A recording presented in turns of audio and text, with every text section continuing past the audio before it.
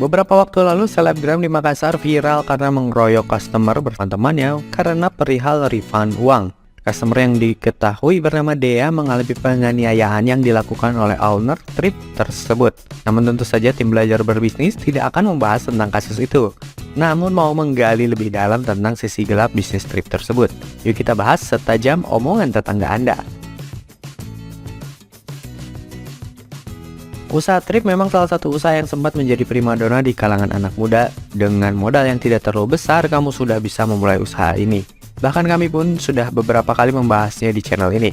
Namun tahukah kamu bahwa usaha ini menimbulkan beberapa hal yang kontra? Dilansir dari sdgsummit.id, ternyata usaha trip menyebabkan gentrifikasi. Gentrifikasi secara umum merupakan perubahan sosial ketika kaum menengah atas mengonsumsi sumber daya yang ditujukan pada kaum menengah ke bawah. Ketika kita mulai menekuni belanja pakaian yang ramah lingkungan, mungkin kita sudah tahu bahwa thrifting pada awalnya merupakan opsi berbelanja untuk kaum menengah ke bawah. Mengingat harga pakaian bekas yang diimpor dari negara-negara maju hanya dibanderol puluhan ribu rupiah saja. Namun seiring meningkatnya minat pasar, para penjual pakaian bekas melihat fenomena ini sebagai kesempatan untuk meraih keuntungan lebih. Dapat dilihat di pasar-pasar pakaian seperti Pasar Senen, kini barang-barang yang dijual bisa dibanderol hingga ratusan ribu rupiah bahkan jutaan rupiah. Hal ini kemudian berdampak buruk bagi kaum menengah ke bawah yang merupakan target pasar utama dari pakaian bekas. Dengan tersapu habisnya pakaian layak oleh kaum menengah ke atas, mereka hanya diberikan dua opsi: membeli pakaian layak dengan harga yang mahal atau membeli pakaian sisa yang kurang layak. Tidak dapat dipungkiri juga maraknya gaya hidup thrifting ada sangkut pautnya dengan tren shopping haul, atau yang dimaksud dengan membongkar belanjaan yang biasanya dilakukan oleh para influencer baik di dalam maupun luar negeri.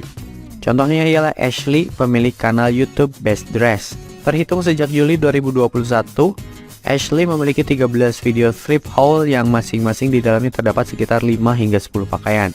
Dengan melihat idola mereka memamerkan pakaiannya, audiens akan terstimulasi untuk ikut berbelanja pakaian bekas dengan jumlah yang banyak tanpa memikirkan kebutuhan pribadinya.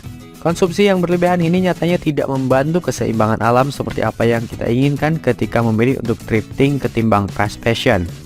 Hal ini kemudian akan berpengaruh besar dalam meningkatnya jumlah pakaian yang terbuang sia-sia.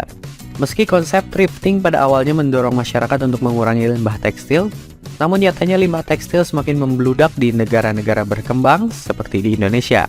Pasalnya negara berkembang seperti Indonesia lah yang menjadi sasaran utama negara maju untuk membuang dalam tanda kutip pakaian-pakaian bekas mereka. Memang sebagian besar banyak yang terkurasi dari minat pasar yang tinggi akan pakaian bekas.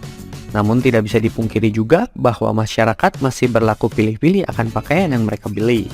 Lalu berakhir di manakah pakaian yang tidak lolos minat pasar? Jutaan ton limbah tersebut umumnya menjadi gunungan kain kusut di TPA.